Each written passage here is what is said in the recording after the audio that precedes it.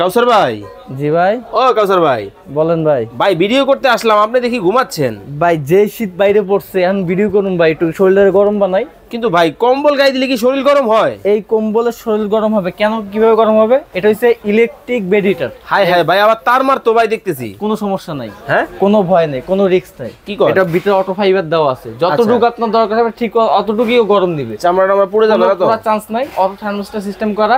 আপনার যদি লাগে অল্প হিট লাগে অল্প হিট দিবে, বেশি হিট লাগবে বেশি হিট দেবে। এটা কাদের জন্য মূলত জানেন? আমাদের যে বাচ্চা কাচ্চারা আছে শীতের দিনে কিন্তু অনেক ঝামেলা হয় ওদের জন্য।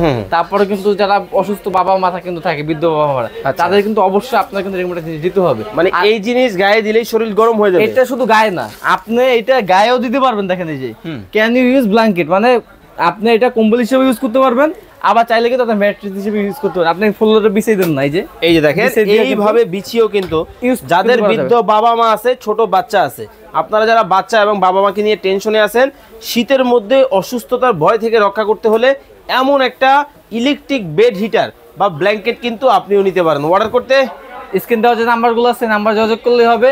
আর একটা কথা বলে দিই, সারা মাসে আপনার 100 টাকা বেশি কারেন্ট বিল আসবে না এই হিটারে। এই হিটারে